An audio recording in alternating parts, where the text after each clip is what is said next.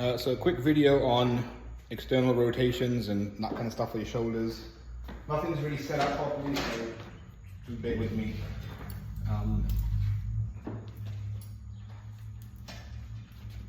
External rotations, keep your elbow to your side. If you've got a towel or a foam roller there to kind of pin it in place, that's much better. And then you just literally externally rotate, pause for a couple of seconds, and then bring it back. And you can even do things like where you get some tension and then you step out and try and hold it for 5 seconds and then back. Cubans, this camera.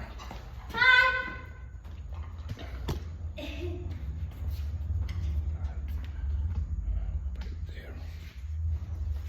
Cubans, you want your arm coming out like so. And then you just rotate upwards and pause. And don't swing back like this or anything. You want to get to the end range as far as you can go and pause for 3 seconds and then lower. And you can do the same thing where you raise it up and then try and step back and then forward and so forth. This one, on this one. You can grab a band. So we've done this way, we've done this way. Now we're going to go this way. You can do the same thing where it's attached to something and you're pulling like so. I prefer to loop a band like so. And this works just to raise this muscle as well as the shoulder area. So it's much better. You get some tension and just try and raise up like so. Don't let your hips swing or anything. Raise up just about parallel and really try and force these out. Don't let them go like this. Hold it for 5 seconds and then lower, and you can do for sets of 5, 10, whatever. Band pull aparts. I prefer holding it this way. Some people hold it that way. And you can go hold for 3 seconds. You can also go like this, maybe down here if you want. You can try this way if you prefer, holding overhand. See if that's better for you.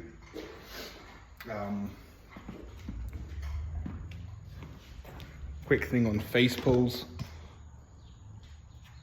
If you're going to do face pulls, try and use 2 ropes, not 1, and hold it so your hand's upside down.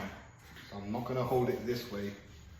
I'm going to turn these handles like so and hold it like this, like you're going to do a bicep curl. And then from here,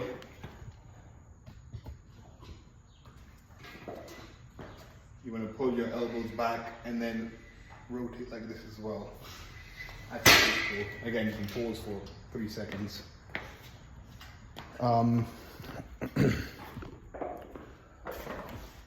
Lower trap raises. These are, in my opinion, the best exercise for lower traps.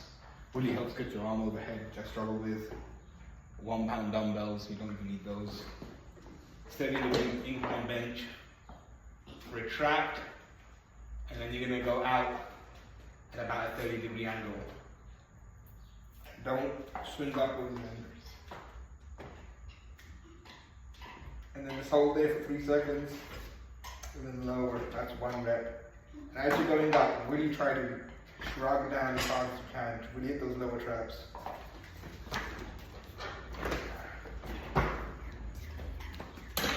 A good one for a bench specific warm-up with my orange bands on. Lost the orange band has gone somewhere. You can grab a band. Oh, it's over here. Right. Set up like you're gonna bench press with the band. Pull it out and then do sets of bench press. And that really hits your posterior chain in the exact movement that you want when you're benching. You can do the same thing with kettlebells. Wobble around a bit. Same thing. When you let them wobble around a bit. Use heavier ones, but not so heavy that you kill yourself.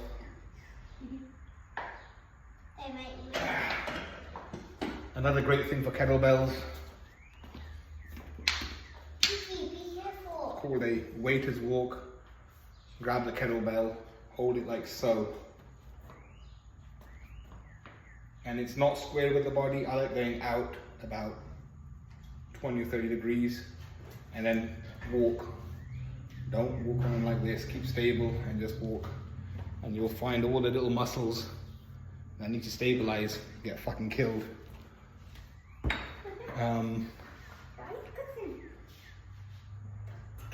I can't think of anything else. If you want to do some rear delt work, I used to do the flies and all that kind of stupid shit. Never really helped. My favorite one. And I think I discovered this. I don't know. I'm gonna say that I did. It's about 45 degrees. Maybe it's a little too low.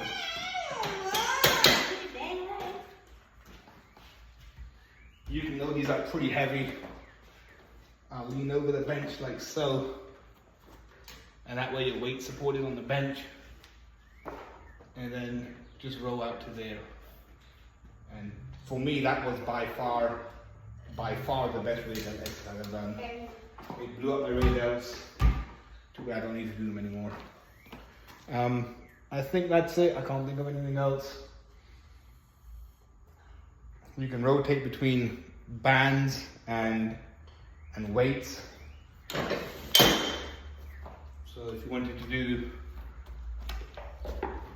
weights, you can go like so, or